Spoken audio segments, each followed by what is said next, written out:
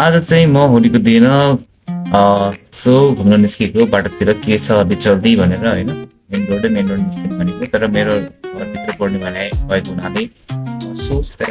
न्युतिरको बाटो भएर जान्छु भनेको त ल मान्छे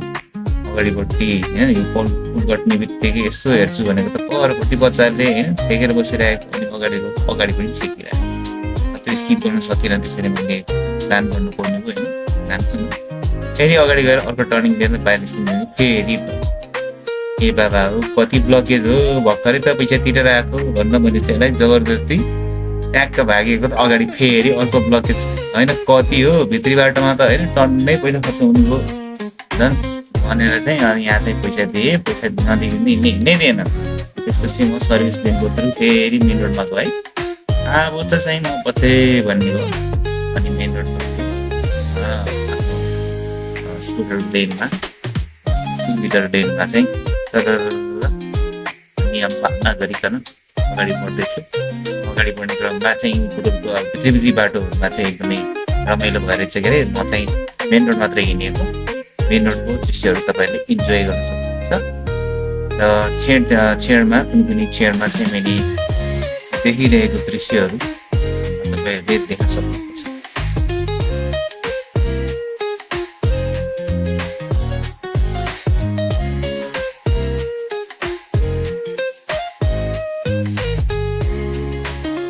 अब चाहिँ हामी चाहिँ जयगुडीनिर पुग्न लागिसक्यो त्यो पानी टङ्की देख्ने बित्तिकै हामी मेन रोडबाट हामी चाहिँ जयगुडी पुग्न लाग्यो भन्ने चाहिँ छ र त्यहाँ पानी टङ्की पछि हामी मुमा टावर देख्न सक्छौँ। मुमा टावर चाहिँ हाम्रो यो जयगुडीको मेन पुल नजिकै छ र यो मेन पुल पछिको यो जुन चोक छ यो एकदमै डेन्जर चोक छ किनकि यहाँ आकाश पुल हुँदा पनि मान्छेहरूले तलबाट बाटो काट्छन्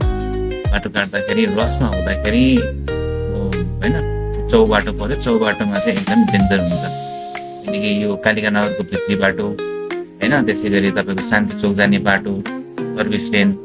त्यसै गरी तिरुतमा कलेज जाने बाटो सबै जोडिएको जङ्सन हो त्यसले गर्दाखेरि यहाँ एकदमै ध्यान चाहिँ चलाउनु पर्ने हुन्छ सबैले ध्यान दिनुपर्ने हुन्छ बाटो है काट्ने मान्छे बाटोमा हिँड्ने मान्छे त्यसै गरी तपाईँको सवारी साधन हाँक्ने मान्छे सबै चाहिँ होइन एकदम ध्यानपूर्वक पर्ने हुन्छ यो चोकमा चाहिँ एकदम विशेष गरी चोकमा चाहिँ अलिक ध्यान पुऱ्याएन भने यो चाहिँ मणिग्राममा भइरहेको एक्सिडेन्टहरू जस्तै बेर लाग्दैन चाहिँ हामी चाहिँ सवारी साधन चलाउँदा बाटोमा हिँड्नु गर्दा आफ्नो साइडबाट होइन नियम पालन नगरिकन हिँड्नुपर्छ जस्तो मैले यहाँ अहिले चाहिँ लेनमा हिँडिरहेको छु बाटो खाली छ होइन अरूले चाहिँ दौडाइरहेका छन् तर मैले चाहिँ नियम पालन नगरिकन चाहिँ हिँड्ने गर्छु धेरै जसो यो चाहिँ लेन सी भनेर जानकारी छ यो लेन सीमा चाहिँ टु व्हिलर्सलाई हिँड्ने भनेर र यसको स्पिड लिमिट चाहिँ लाइक 49 किलोमिटर पर आवरसम्म चाहिँ दौडाउन पाइन्छ अनि यो बी लेन जो चाहिँ मिडलमा छ सेन्टरमा भएको बी लेनमा चाहिँ कारहरू बसहरू हिँड्ने हो र माइक्रो बसहरू चाहिँ एकदमै लेन सी होइन लेन सीमै आएको जान्छ धेरै जस्तो र माइक्रो चाहिँ अगाडिपट्टि छ होइन लोकल बसहरू अगाडिपट्टि छ तपाईँहरू बाटोमा हिँड्दा भने चाहिँ अलिक ख्याल गर्नु होला किनकि उहाँहरूले चाहिँ स्वाट टर्न हाल्दै हाल्नुहुन्छ कि यीदेखि सीमा स्विच गर्न 2 सेकेन्ड पनि लाग्दैन त्यही भएर कहिले एक्सिडेन्ट भइरहेको होइन अथवा एक्सिडेन्ट हुने चान्सहरू भइरहेको पनि मैले देखिरहेको हुन्छु र यो कुराहरूलाई चाहिँ मैले होइन साधन चलाउँदा जसै अगाडि देख्न सक्नुहुन्छ बस रोकिरहेको छ सिलेनमा तपाईँको सिलेनमा हामी अब बसहरूले पनि के ख्याल गर्नु पऱ्यो तपाईँहरूले चाहिँ बस स्टपमा रोकिनु भयो भने सजिलो हुन्छ होइन टु व्हिलर चलाउनु सबै मोस्टली डेन्जर भनेको टु व्हिलर चलाउनु नहुन्छ कि टु व्हिलरमा कुनै पनि छत हुँदैन होइन रोकिहाल्यो भने त्यो चुट्टिहाल्छ त्यही भएर एकदमै ख्याल गर्नुपर्ने हुन्छ र यो चौडाको जुन चोक छ यो चोकमा पनि एकदमै ख्याल गर्नुपर्ने हुन्छ यहाँ